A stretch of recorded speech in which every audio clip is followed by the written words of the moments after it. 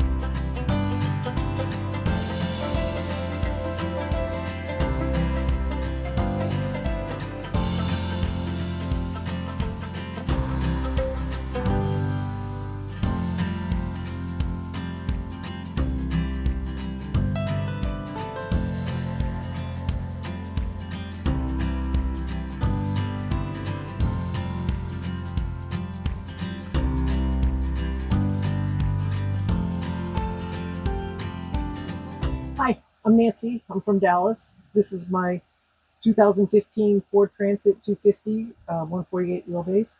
I'll let you come on in and I'll show you around.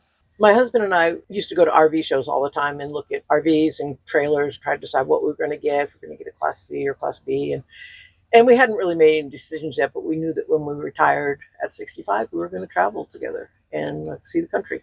So he passed away about 8 years ago, and I didn't really think about doing van life until I started watching Bob Wells and seeing all these people living in cars. And I'm like, oh, I can do that. And then I thought, no, I don't want to live in a car. I want a van. So I started looking and found this nice 2015 Ford Transit with low mileage. It was the right price at the right time. And I bought it right at the beginning of 2020. And before I could even find somebody to build it out, COVID hit and everything was shut down.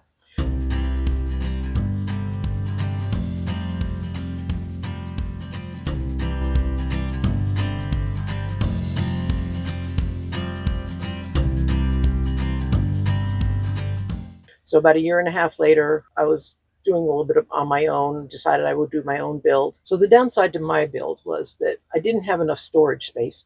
Whenever I had things in bins, everything was disorganized. I didn't know where things were. I couldn't find things. I had to move things from move things to the front seat to get to this thing and move things to my bed. And then every time I'd stop and camp somewhere, it was just like total disarray in the van. And it was so disorganized. So I knew I needed more cabinet space and functional space.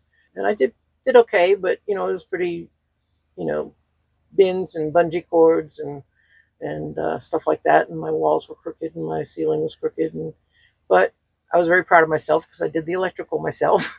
So my galley is just it's top of this microwave cart, and I don't have any running water. I chose not to have running water. I use bottled water. It's just easier for me not to have a tank and gray tank and all that. So my galley has got drawers in it for all my cookware and my dishes and everything. And it's got a flip-up table on the end that I can make more space when I'm cooking. I do most of my cooking outdoors. I cook a lot in cast iron and Dutch oven and over campfire or over coals. But I do cook, also with my gas burner stove outdoors as much as I can, but just keep the grease and everything down in here. But I've got plenty of space, shelf, counter space, and with my extra table that flips up. Because we moved the electrical over to the other side, we were able to make a dresser. I keep all my clothes in the dresser. My electrical cabinet is up above, and it's got the charge controller and the fuse block, uh, and then the wires go down behind the wall and down to the underneath the dresser is the battery and the inverter. So going from the dresser into the bedroom area, I have a shelf above my bed that I brought from home that I just wanted to see if I could purpose it in the van because I didn't have any place to put, didn't have it put up at home. And Jonnie said, yeah, we can make it work. So we did. And I just have little decorations up there. And I have a dog that passed away last summer, and I've got her ashes in the box up on the shelf. So she's still traveling with me. Then I've got my window shelf behind the bed. It's a bunk window. I love having that open with the Max Air fan blowing out, and it brings that breeze in.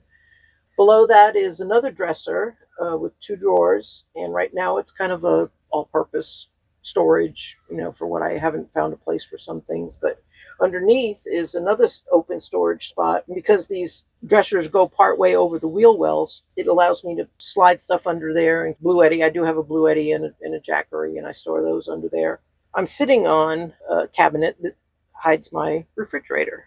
I have an Iceco dual zone refrigerator, 65 quart.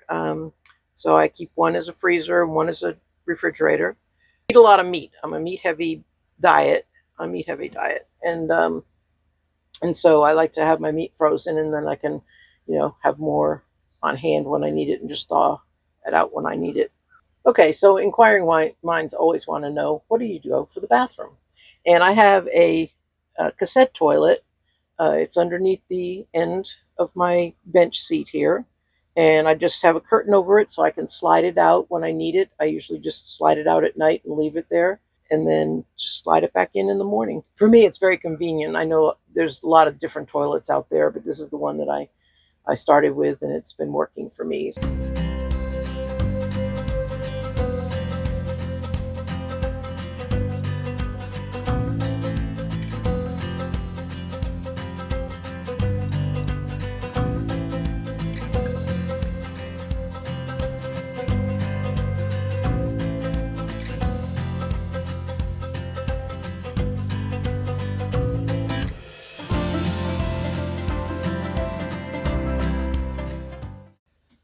When I travel, I mostly stay at rest stops, truck stops, when I'm on my way to a destination.